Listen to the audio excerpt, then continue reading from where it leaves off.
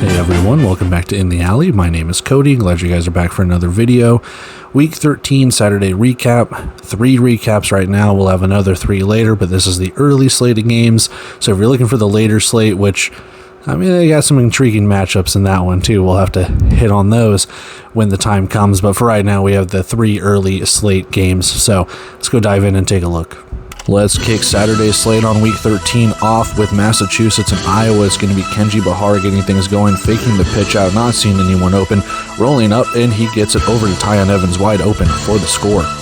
However, it's going to be Iowa answering back. Jalen Bracey with a 33-yard touchdown catch from James Cahoon, and we are tied at 7. Not even a minute later, it's going to be Massachusetts down the field quick, fast, and in a hurry, breaking from his route. Thomas Owens with a 10-yard touchdown catch. And then, a minute after that, James Cahoon's going to drop back. He's going to feel the heat. He's going to go down. It's Massachusetts with the sack. Less than 2 minutes to go in the second quarter here. Snap down, kick is up. It's a 20-yard field goal for Josh Gable to make the lead 17-7 for the Pirates. And then, start of the second quarter, practically, it's Kean Williams taking the handoff. Yes, Iowa can run the ball in goal-to-go situations at 17-13. Pirates will answer the call here, though. It's a motion handoff to the right side. Tio Redding's going to have a lane. He has the edge. He has a touchdown. And then 4th and 1 for Iowa, trying to get back and answer their own bell. And he's not going to go anywhere. James Cahoon gets sacked by the Pirates. And what a sneaky season that Thomas Owens has had, as Bahar's going to drop back here. He's going to throw it. Another touchdown catch. This man has been really good. But 1st and goal here, Iowa trying to get closer to the lead. It's going to be Jalen Bracey rushing across the goal line. Ensuing kickoff after that touchdown for Bracey, so you know something weird is going to happen. The ball is kicked behind Isaac Zico. He can't corral it, trying to find his way out of the end zone. He's looking left, looking right. He goes down 31-21. And then final play of the first half here, Pirates are just going to sneak it right side Kenji Bahar and in for the score. It's a game of hot potato as James Cahoon is going to take this snap, feel the pressure. It's going to be intercepted by DJ Daniel in the end zone.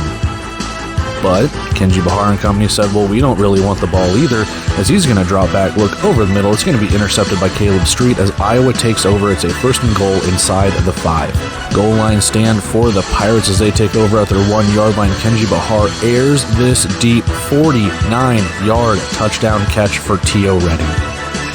And then on the next drive for the Barnstormers, just a big old blitz off the left side. Marquise Waters sacking Cahoon. 4th and 13 for the Barnstormers as they're trying to get their way back into this game. More pressure up the middle. It's practically an arm punt. It's picked off by Matt Elam.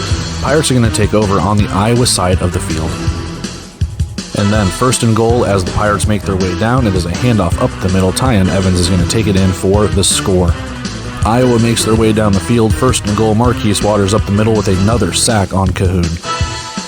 But doesn't really make much of a difference. 2nd and goal here. Cahoon facing more pressure over the middle. Caught Kean Williams with a touchdown grab. To the 4th quarter we go. Iowa recovering an onside kick. Cahoon looking to the end zone. He has Jalen Bracey in the back of it for another Barnstormer touchdown. And then 10 minutes to play here. 3rd and 18 for the Pirates. Bahar's going to drop back. He's going to look over the middle. It's caught by Isaac Zico. He's going to shed the tackle, not get into the wall, and he scores his own. 7 minutes to play here in the 4th quarter. Iowa just needing, they're not going to get anything here as the Pirates recover that strip sack fumble. And then 2 minutes to play here. It's Felix Harper in the game now. Just a motion handoff left side. Stephen McBride takes it in. 66-35 your score. Planes, trains, and big old boats. Fishers and Quad City getting us going here, and Kyle Kaplan getting us going here with a game opening deuce to make it 2-0 in favor of Quad City. And then first drive for Fishers. It's going to stall out here. 4th and 4. Davis is pressured, and he eventually goes down. Quad City drive stalls out. Kyle Kaplan's going to come on for a 19-yard field goal attempt. The snap is down. The kick is up. It is through the uprights and good. 5-0. And if you like kicking, boy, do we have more kicking for you. Callum Sutherland going to do the same thing from 18 yards out. 5-3. Oh, did you think we were done with the kicking highlights? Well, we're not. It's Callum Sutherland hitting his own deuce to tie things up at 5. But going to the second quarter now, down to the 1-yard line, Quad City makes their way downfield. Jared Ware caps it off. Keep your head on a swivel. We have another kicking highlight. The foot in football, baby. It's Kyle Kaplan hitting yet another deuce, 14-5. And then On the ensuing possession, it's going to be a botched handoff. Malik Duncan, he's not touched as he goes down. He gets back up. He's going to return this fumble all the way in for the score. Quad City up big. Less than 5 minutes to play in the first half. 1st and 10. Carlos Davis winds up. It bops off the helmet. It's going to be intercepted by Chimandunga to set Quad City up nicely. And then under a minute, 39 seconds, just a simple motion handoff up the middle. It's going to be another touchdown for Jared Ware, 26-5.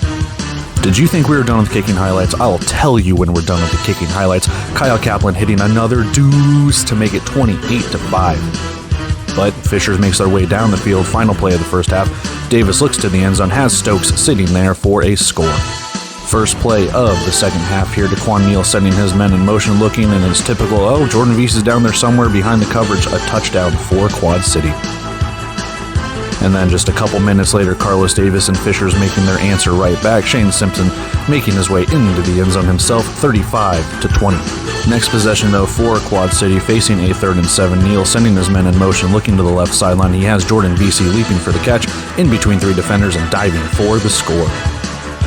And then just a few minutes later, 3rd and 5, Carlos Davis takes off, has the blocker on our slanty, and it's a 17-yard touchdown draw for Fishers.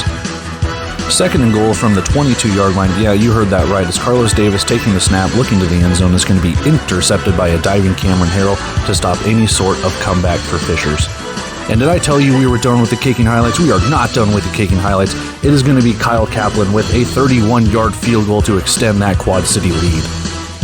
Under 4 to play, trying to put another touchdown on the board and kill some clock here and end it, but it's going to be a fumbled handoff between Neal and Ware, and Fishers is going to fall on it and recover it. And then, under 3 minutes here, it's going to be Carlos Davis dropping back in that relentless defensive line. Keyshawn Moore for Quad City sacking him down. Under a minute to go here, Davis trying to just put some garbage time touchdown up, and it's going to be Keyshawn Moore again forcing a fumble. David Cagle recovering it, 45-28, your final. Final recap of the early slate of games here. San Antonio, Tulsa taking it on. Joaquin Colazo is going to air this one out. It's a 25-yard touchdown grab for Naquan Murray. As it sort of turns into a Take On Me aha music video, we go. And then Tulsa is going to answer right back. Cameraman's going to have to pan to the left here because we can't see it, but Jerminic Smith gets in for a 4-yard touchdown. Not a lot of scoring here. We're a lot of ways through the second quarter. 3rd and 8, and the escapability of TJ Edwards to just yeet this down here. Cole Blackman with the catch, and he is going to take this. He has a blocker. He has room. He has a touchdown for Tulsa. And then under a minute to go here, San Antonio works their way to the 1-yard line. Joaquin Colazo just sneaking it in to tie it up. Next possession, though, takes no time at all. It's going to be TJ Edwards looking to the end zone. The cameraman won't play it, but it's Jerminic Smith with a 27-yard touchdown reception. And then final play of the first half, Joaquin Colazo looking towards the end zone is going to heave it. It's going to get intercepted by Ryan Nixon as we go to halftime. Going into the second half here, first possession for San Antonio, Colazo keeping it up the middle for his second score of the night. And then TJ Edwards, not too much long after that. High snap, but he's going to take it left side, has the blockers, and gets in to take the lead right back. 4th and 18 for San Antonio to make this a 4-point game. A minute to go here. The kick is going to be up. It is going to be blocked by Ulrich Jones. It's going to be picked up by Trey Smalls. And then into the fourth quarter we go. Tulsa trying their best to just put this one away. Edwards will take it up the middle and does just that, 34-21. However, San Antonio is not going to go away just like that. It's going to be a pass batted at the line of scrimmage, intercepted by the Gunslingers. They have a chance here. But that chance is short-lived. 3rd and goal from the 3. Colazo looks. He's eventually going to get sacked by Ulrich Jones. There will be a turnover on downs later. And at the 1-minute warning, it's a handoff to the right side. Hassan Rogers is going to take it in, 41-21, your final in Tulsa. All right, so we've seen the highlights, the lowlights, anything and everything in between. Turnovers, touchdowns, sacks, fumbles, what have you. Let's dive a little bit deeper when we look at these stats in all of these games, not just with this one, but in this game between Massachusetts and Iowa. Kind of dig a little bit deeper with it, form some opinions, kind of see where each team stands, and we just kind of go from there. So with that, stats over the face, let's dive in. We have a 66-35 victory in favor of the Massachusetts Pirates, and this was just a reverse kind of meltdown in favor of Iowa. No fourth quarter comeback to speak of, in just a team that it's a team in disarray. They did score points. They scored 35 points, but just the issues that Iowa had when it came to turnovers, when it came to turnover on downs. It looked at times where Iowa looked really good, especially early in the game. 21 points in the first half, but only scoring 14 in the second. What can you do? Let's take a look at our game leaders on the left side of the screen. Kenji Bahar for Massachusetts, 9 for 15, 168 yards, 5 passing touchdowns, 1 interception. Tyon Evans, 15 carries, 66 yards, and 1 touchdown on the ground. And Tio Redding, 5 receptions, 114 yards. He was everywhere.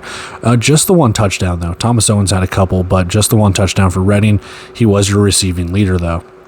James Cahoon, 24 of 38, 243 yards, 3 touchdowns, 2 interceptions. Jalen Bracey, 4 carries, 5 yards, 1 touchdown. And Bracey, 13 catches, 105 yards, 2 touchdowns through the air.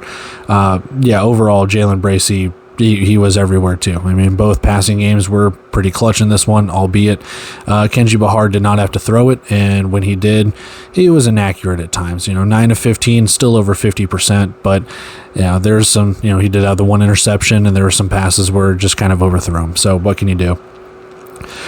Taking a look at the team stats on the right side, 3rd and 4th down for both sides, a little bit better for Massachusetts, 50% for them on 3rd down, 100% on 4th down, and 1 for 7 for Iowa, 0 for 4 on 4th downs. Not good. When you take a look at the rushing stats here, I have always harped on it. I'm not going to stop harping on it. -4 yards. And if I'm not mistaken, I do not believe this is the first time Iowa has had negative rushing yards. I think they had -10 earlier this year. It could be a different team, but I'm pretty sure it was Iowa that had -10 rushing yards. I can't remember who they played, but they've got to figure something out between now and the end of the season. They have to figure something out with the running game. It doesn't have to be good. It just has to be respectable, and it is not. Now, yes, they had a couple rushing touchdowns. Kean William on some jet sweeps. Jalen Bracey had his. They do rush the ball every now and again, but it's mainly in goal line to go situations. Looking at the penalties, a lot favoring Massachusetts, not a lot favoring Iowa. Turnovers favored Massachusetts, just the 1 interception to Caleb Street, but Iowa having 3 total turnovers of their own. It just kind of doomed them. 0 for 4 on 4th downs. They couldn't move the chains on 3rd and 4th down. They were turning the ball over. They had turnover on downs. It just was not a pleasant watch if you were an Iowa fan. The season hasn't really been either, but a couple of stats that I do have written down, or a couple of notes, that I do have written down here. Very, very early on, Jalen Bracey with a 33-yard touchdown catch, 1 play, 1 touchdown, and it seemed like this was just going to start off to be one of those wacky Iowa-Massachusetts games that I and many others have mentioned. That is this the game where Iowa just explodes for 70 points, and you're like, where has this team been all year? Nope, not this time. Tio Redding on fire, big yardage catches early on here, getting to goal line to go situations. Gable hitting a field goal after a couple of good Tio Redding catches. Zico can't corral a kickoff as a ruse for the Barnstormers. I don't know, it could be recency bias of just watching all of these games so far this season, but I feel like this year compared to last year, we've had quite a few ruses, plenty of deuces, and quite a few kick return touchdowns compared to what we had last year overall as a league. I think there's a lot more opportunities when it comes to kick returns and stuff like that compared to what we had last year. It just did not seem like there was a lot of kick return touchdowns last year. Could be completely mistaken, but maybe there's some recency bias showing. Bahar and Cahoon were trading interceptions. Cahoon threw it to DJ Daniel. Bahar gives it right back to Caleb Street. Barnstormers get to the 1 yard line. It's a goal line stand, and then Tio Redding with a 49-yard touchdown catch. You can't really get too much farther than that for 49 yards. Cahoon has an arm punt picked off by Matt Elam. Barnstormers attempt an onside, but they do get it, and then they don't really do much until Jalen Bracey gets that touchdown. It's an octopus, and they're able to kind of make it more of a respectable score. yeah, there's just not much you can do when it comes to that. It was close. It was close about, what, 31-21 in the second quarter. And then after that, Massachusetts just kind of exploded. There was no coming back from that. So with that, let's go take a look at our second and third recaps, and we'll move along with our bets and wrap up and get out of here. All right, so we have seen all the touchdowns, turnovers, sacks, fumbles, anything, everything. It included the highlights, the lowlights. Let's dive a little bit deeper into the stats as we take a look at our second recap through the earlier slate of games on the Saturday night, Week 13. Let's just dive right into it. Stats on the face, let's go with it. We have a 45-28 victory for the Quad City Steamwheelers. This game was close in the first quarter, and then not much after that. So with that, let's take a look at the game leaders on the left side. Carlos Davis, 18 of 26, 181 yards, 1 touchdown, 2 picks. He's also your leading rusher, 10 carries, 79 yards, and a touchdown. And JT Stokes, 7 receptions, 76 yards, and 1 touchdown. Devin, my God, I'm thinking Kansas Jayhawks here. Taquan Neal, 11 of 17, 172 yards, 2 touchdowns, no interceptions. Jared Ware, 10 carries, 39 yards, 2 rushing touchdowns. And Jordan Vesey, 4 receptions, 89 yards, and 2 touchdowns for him. Taking a look at the team stats on the right side, not bad for both sides on third down. 8 of 11. Fisher's able to move the chains. They got in some very manageable third downs, able to convert quite a few of them. And when they got into fourth down territory, or like fourth down yardage, 1 for 1 on the field goals, but 0 for 2 on fourth down. So they were able to move the ball. They were able to move chains. It's just that column down there, or that section down there at the bottom, turnovers. 4 turnovers for them, just kind of doomed them, man. Quad City 4 for 8 on third down, 1 for 1 on fourth down, not bad. Able to move the ball when they needed to. 2 for 3 on field goals. So again, and the opportunities that they did not convert third downs, they were able to put up points. They were able to convert fourth down, at least one, and that's where you kind of have it. Total yardage favored Fishers. They were down. They had to kind of come back in this one. They did pass the ball pretty well. They did run the ball really well. Carlos Davis with that 1 touchdown right up the middle. Went for quite a few yards. I can't remember off the top of my head. I know I just read the stats not too long ago, but there you have it. 100 total yards rushing for him, 70, or not for him, but total 79 for him. 74 rushing yards for Quad City. Fishers kind of shut it down a little bit, but Quad City, they were getting after Fishers quite a bit in this game too. Only threw 17 passes, completed 11 of them. But we do have to talk a little bit about the penalties. 11 of 79 with 2 offensive linemen getting ejected. That wasn't pleasant. And then the 4 turnovers, like I said, just the 1 turnover for Quad City, but 4 turnovers for Fishers. Let's take a look at some of the notes that I had written down. Neal was looking Jared Ware's way pretty early in this game, not just rushing the ball and handing off, but he was looking for him in the passing game too. Check downs, balls to the flat, whatever you can have. Second note here, quite a few flags being thrown here and there. We just started the second quarter. Just some ticky-tack stuff, man. It just seemed like it on both sides. I'm not trying to call out one or say, home team, this or that, but it did seem like there was some ticky-tack stuff going off. Kyle Kaplan, he missed a couple extra points, but he was able to make up for it in deuces. So I don't know if that's going to give him special teams player of the week, but hitting 3 deuces, he was on his game. Maybe not 3. Yeah, he hit 3 deuces and hit a couple field goals too. So that could give him special teams player of the week. Chimadunga has an interception off a tipped, or like a fumbled pass or whatever, tipped off someone's helmet, if I'm not mistaken. Malik Duncan with a pick 6, or a fumble recovery, not a thick 6, a thick 6. And then not really much after that. Like I said, you had 2 unsportsmanlikes on Ivory Scott. You had Tyrone Chambers getting ejected. Yeah, you had a bad snap go past Carlos Davis. He had to run backwards to fall on it. And again, that's another Fishers play. They've had a couple of those this season where you just kind of sit there and go, oh man, what are we doing? It just some bad snaps overall. But that's where we kind of have it. Like I said, Quad City was able to just kind of explode there with the turnovers. Malik Duncan, Cameron Harrell had an interception as well.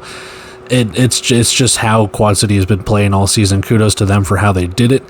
Fishers, you've lost 9 in a row. I don't know where the magic went. I've talked about this damn near every week. What do you do? What do you do? There's no end in sight for this, and what I thought would be potentially a close game wasn't. And I don't know if they're going to win another game this season. I don't. There's an opportunity. There's probably a couple opportunities out there, but I don't know. For Fishers, I'm just scratching my head. They look good at times. They do. But man, at certain times they looked very pedestrian, and no points in the fourth quarter. They couldn't get anything done. I know Quad City ran the ball and ran clock and did stuff like that too. I mean, Quad City only scored 3 points of their own. So what can you do in that regard? But overall, yeah, great game for Quad City. They stay atop the East, and Fishers ever so slowly still staying in that bottom. If it's not for Iowa, Fishers would be in the cellar. But good game overall for both sides. But like I said, better game for Quad City than it is for Fishers. You're still scratching your head wondering what happened to this team. So with that, let's go take a look at our third and final recap of the video, and we will move on with our bets and get out of here. All right, so you've seen the touchdowns, turnovers, sacks, fumbles, anything and everything included. Highlights, lowlights. Let's dive a little bit deeper into it with some stats, some notes, some opinions, and things like that I have written down, and kind of just dive a little bit further into this game that was Tulsa and San Antonio. So with that, stats over the face, let's dive in. We have a 41-21 victory in favor of the Tulsa Oilers, and this game to me was just kind of frustrating. Not frustrating in the sense of like a bad game or anything. It was a pretty good game. However, it just seemed at certain times where you're just like, man, that's just a bit of bad luck. Or, man, if something could have just bounced a different way, like metaphorically, like it was just one of those games where you were just like, wait, what? This is going on? Let me explain here. So let's talk game leaders and stuff like that here. Passing yards, Joaquin Collazo, 19 of 32, 206 yards, 1 touchdown, 1 interception. He's your leading rusher for the Gunslingers, 10 carries, 31 yards, 2 touchdowns. And Austin Upshaw, pretty good day for him, 10 catches, 90 yards, no touchdowns. TJ Edwards, very accurate, 10 of 13, 126 yards, 3 touchdowns, 1 pick. Hassan Rogers, 10 carries, 49 yards, and 1 touchdown. And Jerminic Smith, 6 catches, 60 yards, and 2 touchdowns. Taking a look over at the team stats on the right side, San Antonio, 2 for 11 on third down, so they were not really converting third downs, but they were converting fourth downs, 4 for 7. And we know this dates all the way back to last year when they were in their inaugural year with Tom Manas. There was a quote that Manas had, and I think they've kind of bled it into this season. Like, they just don't really kick field goals. Not a lot of teams really do in certain points. Now, San Antonio has kicked field goals. You see it right there. They were 0 for 2 in this game. Tulsa didn't even attempt 1. However, there are some times where it could have depended on the score or maybe trying to swing momentum. I'm not sure. But 4 for 7, they were able to move the chains on fourth downs, continue some drives, score some touchdowns, what have you. But at the same time, 2 for 11 on third downs, you got to be better when it comes to that.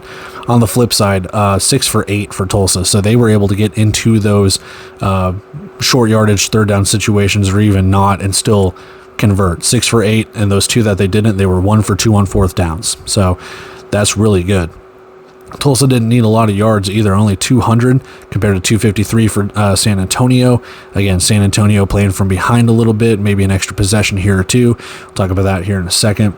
19 of 32 passing. They did rush it 21 times for 47 yards, so kind of your typical San Antonio day.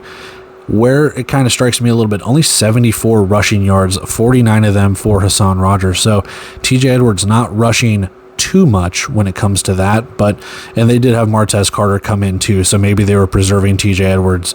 He's been taking some shots, especially against Bay Area a game or two ago. He was taking some shots there, so maybe bringing in Martez Carter using Hassan Rogers really kind of helped him stay more upright, stay a little more healthy in a game. Like I said, 0 for 2 on field goals for San Antonio. Penalties favored Tulsa. Only 3 penalties for 23 yards. Both teams threw just 1 interception. And then, 9 penalties for 9 penalties for 67 yards for San Antonio. They just kind of shot themselves in the foot, too, when it came to trying to convert long yardage situations or pushing themselves further back or if their defense would get penalized too, helping Tulsa move the chains or move downfield, what have you. Some notes I have written down, a couple of opinions, things like that. Opening kickoff for San Antonio hits an up man. They recover. Collazo airs it out, has Naquan Murray for a touchdown. It's a 25-yard throw, and that is only one of 3 touchdowns. So very early into this game, they score a touchdown, 2 minutes into the game, 3 minutes into the game, and they would only score 2 touchdowns the rest of the game, get completely shut out in the fourth quarter. So there's got to be something that San Antonio has to do here where they can just keep putting up points. Now, Tulsa did sack Collazo a couple of times. They did put a lot of pressure on him, and it was just one of those things that I don't know. And man, it's just one of those things, like I said, it's frustrating where you're like, maybe I expect a little bit more out of San Antonio, but Tulsa's defense is looking good.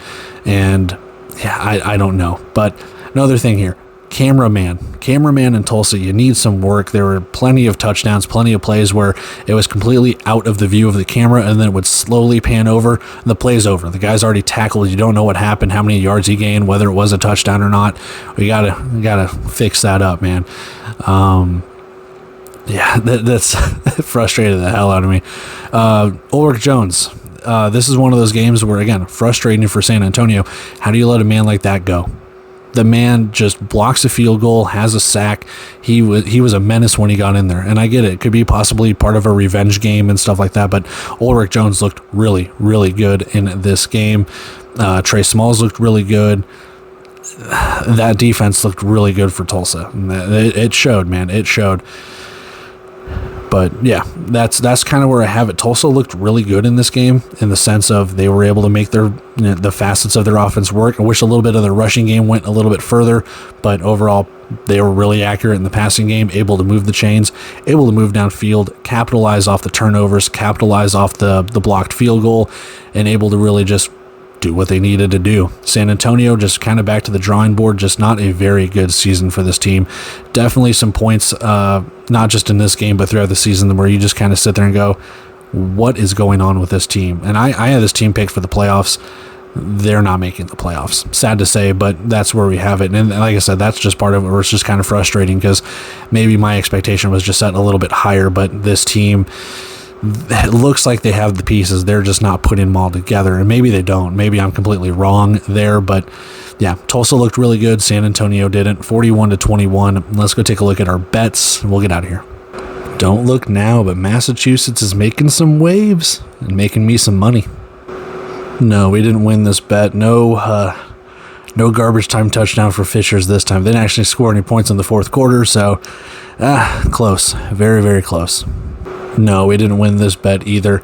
Tulsa held up their end of the deal, but their defense decided to really just put it to San Antonio. So what can you do? San Antonio needed to score points. They didn't win our bet.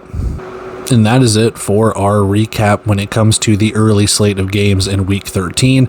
If you haven't checked out the Friday recap between Jacksonville and Green Bay, that's up on the site. And we will have the Week 13 later games, which, yeah, that's probably what people are kind of looking forward to when it comes to a couple of those at least. But anyway, good slate of games here. Like I said, some blowouts, some close games until they weren't for the most part. And then, yeah, what can you do? So with that, I'm going to take off here, guys. I love and appreciate every single one of you. With that being said, if you feel so inclined, like, comment, share, subscribe, whatever you guys want to do. If you don't, yeah, whatever, I don't care. But anyway, with that, I'm going to take off here, guys. Plenty of work still left to be done as we move towards Week 14. Just a few more weeks left, but we are getting ever so close to that playoff picture. Things starting to tighten up a little bit in terms of seeding. Things starting to tighten up a little bit in terms of, well, who's going to make it, who's not going to make it. Might have a separate video between then and now of kind of discussing where we're at, and maybe go week by week. Maybe just find some time to do that. I don't know. If I've got the time to do it, I will. But with that being said, I'm going to take off here, guys, and really just move on from there. But with that being said, yeah, I've said it like 3 times already. I'm taking off here, guys. Until then, see you.